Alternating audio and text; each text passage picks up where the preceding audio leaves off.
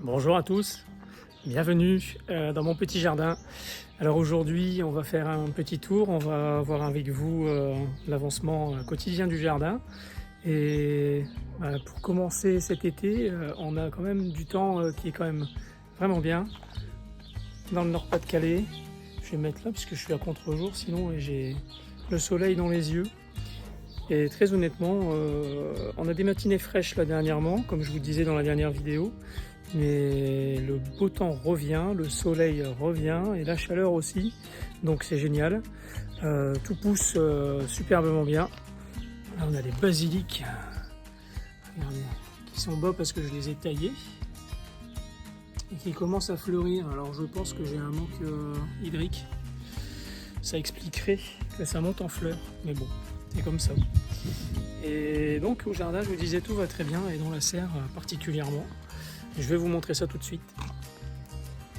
Et dans la serre, ça continue son chemin avec les melons ici, Vieille France, Charentais Vieille France, qui se développe merveilleusement bien. La pastèque Sugar Daisy qui court en dessous, avec plein de petites pastèques en formation. Hop, et je dois marcher entre les lianes pour vous montrer, parce que ça a vraiment tout envahi. Voilà, on voit les lianes courir.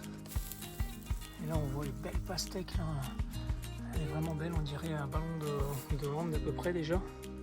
Ça pousse très très vite. Hein. C'est en formation depuis le 20 juin je crois.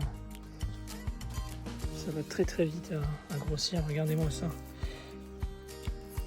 Je peux la prendre dans ma main. Elle est déjà bien grosse. Hein. Imaginez, là, elle a 13 jours. Ça fait 13 jours qu'elle commence à grossir.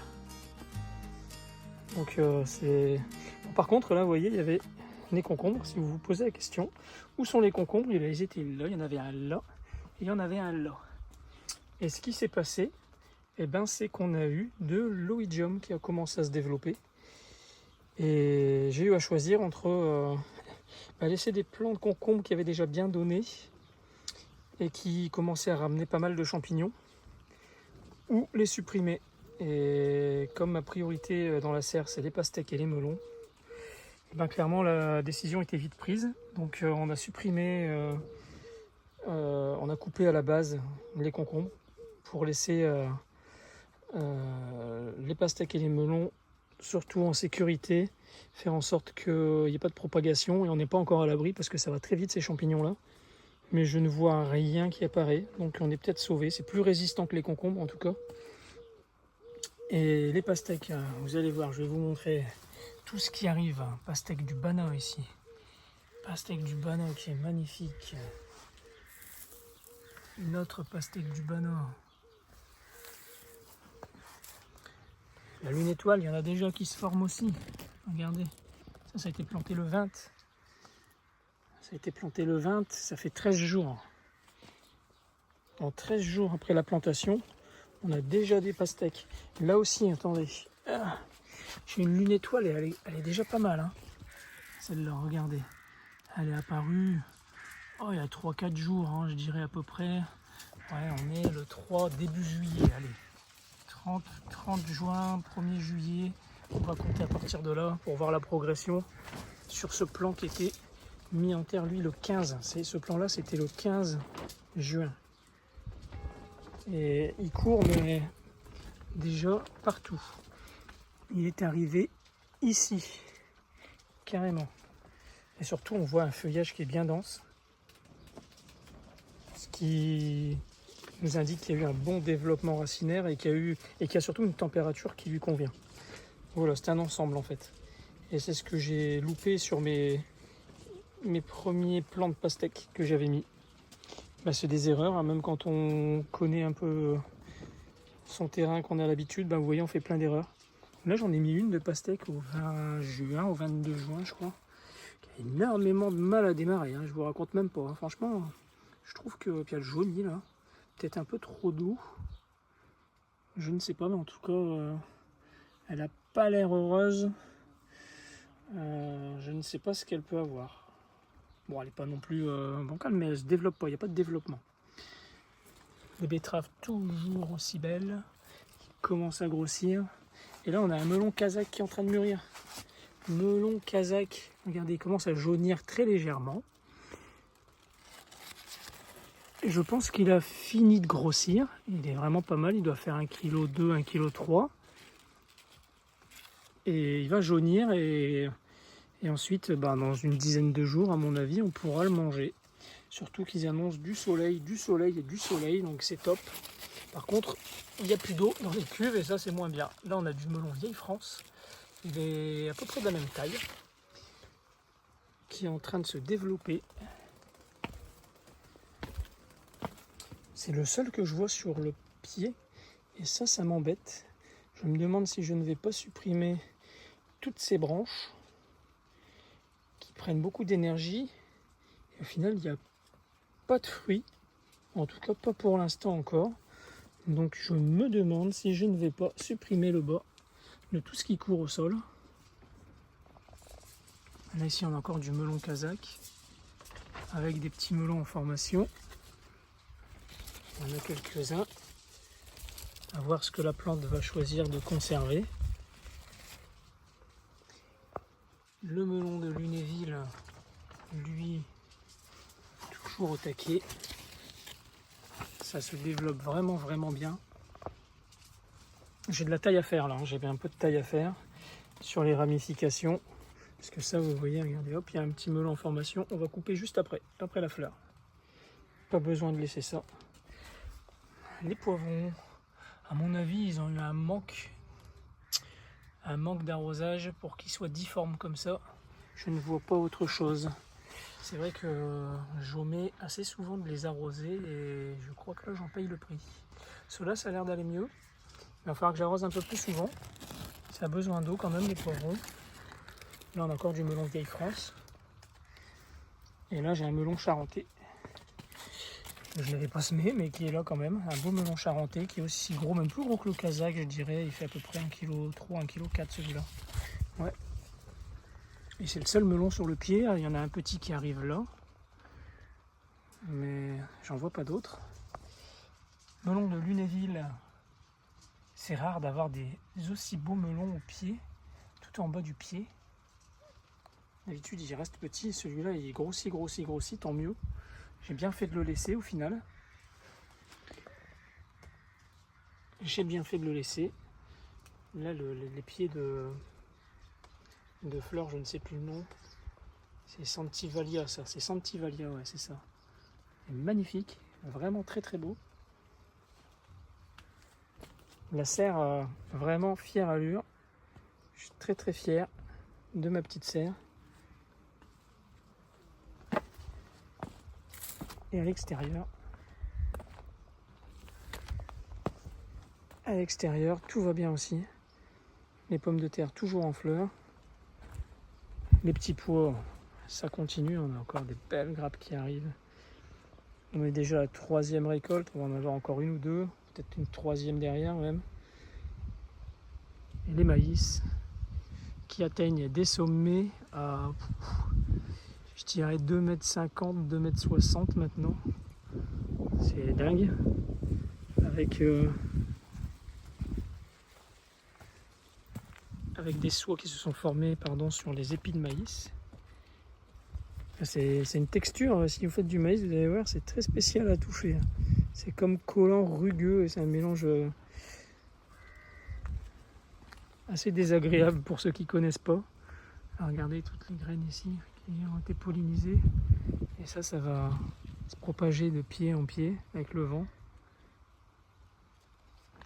Alors, j'ai un petit souci avec mes tomates. La fructification est très lente. Je me demande s'il n'y a pas un stress hydrique aussi. D'habitude j'en ai beaucoup plus que ça et elles vont beaucoup plus vite à rougir. Et là, je trouve que ça commence à peiner, quoi. Et il y a des champignons qui se sont développés. J'ai vu là, regardez, il y en a. Là on le voit. Il y a des champignons, je ne sais pas ce que ça peut être comme champignons. Il va falloir que je voie avec mon ami ChatGPT qui m'indique ce que c'est et ce qu'il faut que je fasse. Sinon les pieds grimpent, dans l'ensemble ils vont bien. Il y a un petit démarrage de mildiou avec ce qu'on a eu comme humidité, mais vous ne pouvez rien y faire. Mais par exemple sur les tomates Montfavet, je trouve qu'elles ne sont pas très grosses et elles mettent un temps infini à grossir. Vraiment, elles sont très très lentes à grossir. Donc je ne sais pas si je vais avoir beaucoup de tomates cette année. Ça m'embêterait de ne pas en avoir. Ici j'ai mis une route de pommes de terre hâtive. Mais niveau feuillage, j'ai l'impression que mon sol, ça leur convient pas du tout. On est obligé de faire avec, qu'est-ce que vous voulez. On tape dans les betteraves, ça y est. On tape dans les betteraves pour faire du jus.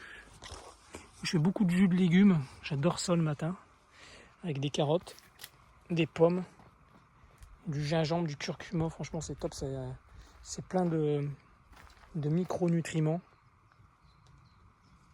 Et là, les maïs que j'ai plantés plus tardivement pour faire une deuxième culture. Là, on va l'avoir, je pense, fin août, début septembre, même mi-septembre. Fait déjà un bon 1,60 m. Il a vraiment l'air de bien se plaire. Vraiment, vraiment. Après, c'est pareil, on a fait une deuxième culture de betterave. Et une deuxième culture également de courgettes. Qui grandit aussi. Donc, tout va bien. La menthe, bon, ça pousse tout seul. On surveille les bébêtes noires, je ne sais pas si vous voyez ce que c'est, je ne sais plus le nom, qui souvent colonisent la menthe, il vaut mieux les retirer parce que ça bouffe tout. Donc j'en vois plus beaucoup là sur ce plan-là, sur ces deux plans-là, mais je surveille parce que sinon ça peut décimer la menthe. Dites-moi vous dans les commentaires si c'est pareil. Mais très honnêtement, je surveille très attentivement ces petites bébêtes-là. Les patates douces, par contre, la culture en pot, ça n'a pas du tout l'air de leur plaire. Ça fait vraiment la gueule, ça jaunit. Bon, je ne reproduirai plus, hein, c'était une expérience. C'est tout. On ne va pas insister sur quelque chose qui ne fonctionne pas. Les courges et les potirons, bah ça y est, hein, il fait chaud, il fait bon, ça court. Ça court partout, c'est en fleurs même. Il y a des fleurs qui sont là. Il y a eu un peu de maladie qui s'est développée sur certains plants, mais je pense que sans humidité, il n'y a pas de forte chance que ça se développe. Ça devrait pouvoir le faire. Ça devrait pouvoir aller. Et les courgettes. Bon, comme dans tous les jardins, hein, avec ces températures-là, ça pousse très très bien. Pas de difficulté pour les courgettes. J'en ai un peu moins que les années précédentes quand même. Je trouve que les plants ont subi des stress aussi, donc je pense que ça vient de là. Et qu'ils produisent moins.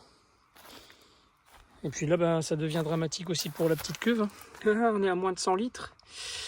Et on n'a plus d'eau. On va devoir mettre de l'eau du robinet, du réseau, avec beaucoup de calcaire. Parce qu'ici, on est dans une région très calcaire. Donc, pas le choix. Et ça, j'aime pas trop, mais je vais pas laisser mourir mes légumes. Ils ont besoin d'eau, donc on va leur fournir de l'eau. Et tant pis, ça sera de l'eau calcaire. Et pour l'année prochaine, je vais prévoir, même avant, puisque je vais recevoir une cuve ce week-end, de mettre une deuxième cuve, parce qu'il faut absolument récupérer plus d'eau. Voilà, les amis, pour le petit tour du jardin.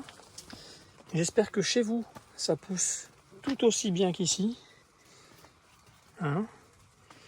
Et puis, si vous partez en vacances, pensez à bien arroser avant de partir, surtout parce que avec le temps qu'on a en ce moment, mieux vaut prévenir que guérir. Voilà les amis, je vous dis à bientôt.